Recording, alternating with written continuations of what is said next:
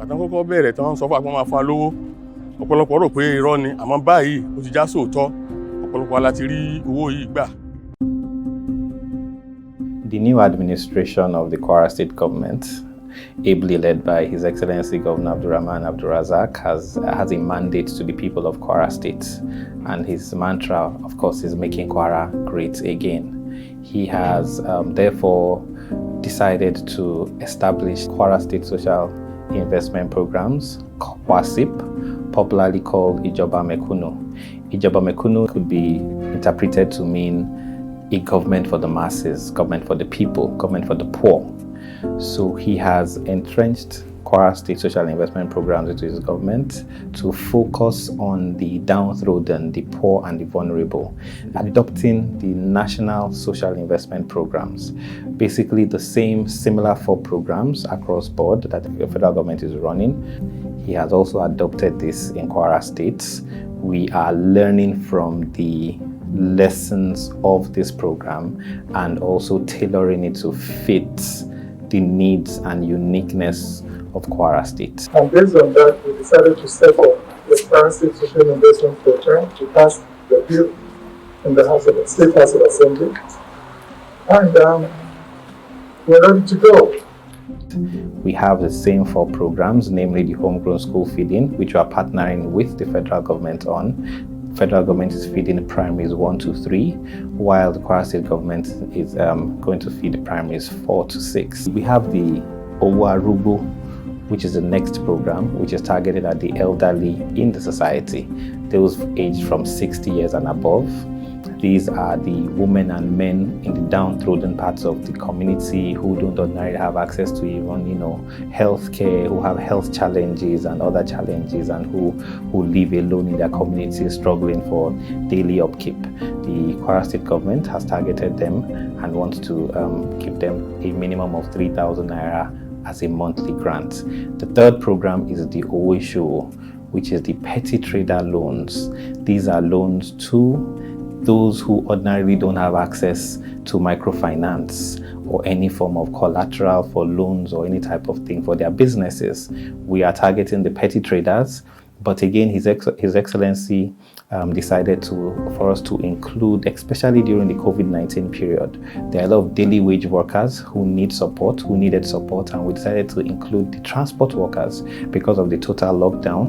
There were limitations on movement, so these transport workers didn't have a means of livelihood during that period, so we decided to take them into the net for the loans of the Owisho, petty traders loan. The Owisho, which is the trader money loans, also we have adopted a system from the federal government who initially started the trader money, which is popular trader money and everybody knows about, but we've also taken ours to an advanced level where we've integrated at the inception stage of enumeration BVN registration for all beneficiaries. This again is, I think, is a huge advancement, because when we're talking about financial inclusion, we're actually taking this to the rural communities, to the doorsteps of these people, and we're not giving them the challenge of having to look for a bank or a financial institution to go and do their BVN registrations. His Excellency was very clear that all those who are giving loans, we must be able to sort of let them comply with the federal government's regulations on financial identity. The fourth program is the digital, we call it the K-Power program, just also modeled sort of after the Empower program. Basically, this is we want to train our youth in Kwara. We want to turn Kwara to a digital state. We want to impact on the digital skills and abilities of our youth in Kwara State. So we're trying to bring them into, engage the youths. Those youths are the highest population of the state anywhere, and we want to include them in the people who are targeting for the human capital development. We have currently trained about 3,195 youths from Kwara under a program we call the Digital Kwara. Digital is a new reality, and Kwara State will not be left behind. The Kwara State government is going to keep supporting tech skills and training for startups. This program trained them in digital marketing, and other tools, social media, branding, and they've had certifications from our partnership with the Boot Lab and Grow with Google. And we're currently looking at how to also support them in post-training, which basically includes job placement, remote work opportunities. This, of course, is going to target at least all wards in Kwara State. Ward 1, 80. Ward 2, 80. Ward 3, 80. Ìpè fún gómìnà wọ́n ṣe àdìkọ́wọ̀lì pé wọ́n fẹ́ fún wa ní owó ọjọ́ fún wa. Bíi pásítọ̀ Àtóyè adúpẹ́ lọ́wọ́ ìjọba Kwara gẹ́gẹ́ bí ìrànlọ́wọ́ tó ń ṣe fún wa. Àwọn ìjọba tòní tí wọ́n ṣe ìṣèwù kan báyìí fún wa láti ìgbà tí ìjọba Abrahamu ti fún eré oyè inú wa kan ń dùn ní. Ẹ̀fà, ìdí, ẹ̀jọ, ìsán, ẹ̀wá. Orúkọ mi ni Alhaji Suleiman Adéyẹyè. Ẹyẹ ń kọrin alágbàdo Asa local government. Àwa ni ẹgbẹ́ ọlọ́kadà ní Ìlọrin wà ní orúkọ bàbá wa Aláǹgbá Olóoru. A dúpẹ́ lọ́wọ́ ìjọba Abrahamu Abrazak. ìjọba ìpínlẹ̀ yẹn tí a dúpẹ́. Oríṣiríṣi nǹkan ẹ̀.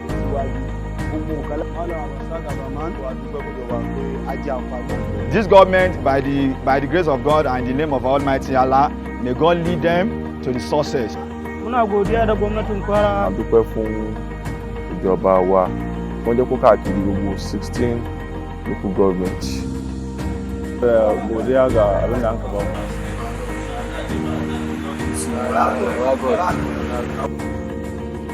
A lot of work actually happens at the back end of these operations. At the front end, it's quite simplified and seems like a very seamless process. But then again, there are a lot of people at the back end, trying to put this end-to-end seamless operation together. Aside from BVN registration, we have our clear and transparent enumeration process. So basically, our enumerators enumerate the beneficiaries on the field, taking all their data, their phone numbers, which is one of the key identifiers, and then the BVN numbers also, which we take on the field, NIBS verifies and sends back, which is another key unique identifier recognized nationwide.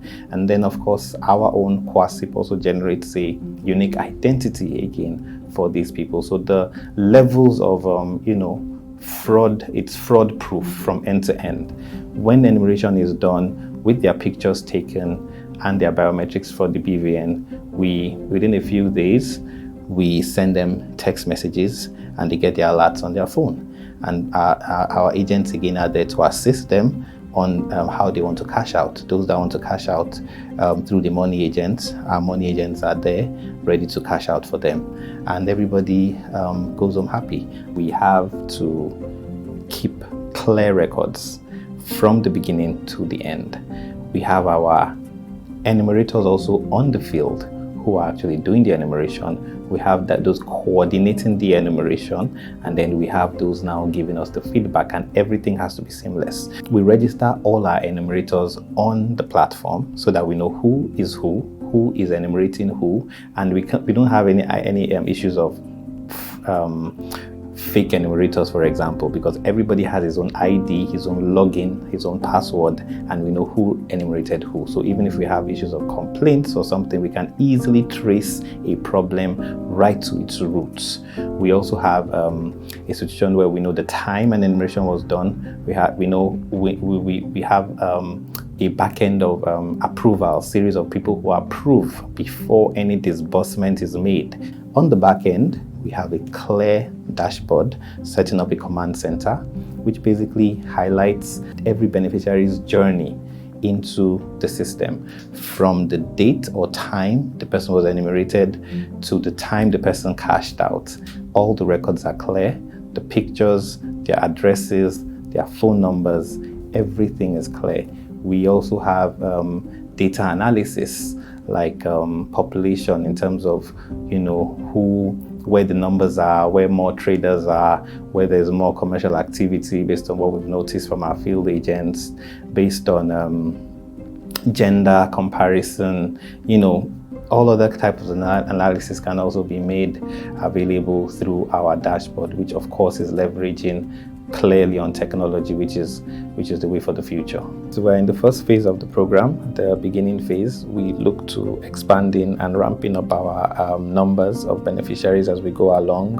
We are also open to partnerships. It's a new government, it's a new dawn in Kwara. We've seen more donor partners, NGOs, stakeholders actually interested in working with Kwara State. The digital training program, for example, was a partnership with Woodlab and Grow with Google. So we're looking at partnerships and how we can upscale this program and also align with the federal government social investment program so that we have a robust package for those underserved in Kwara State. It's a new dawn.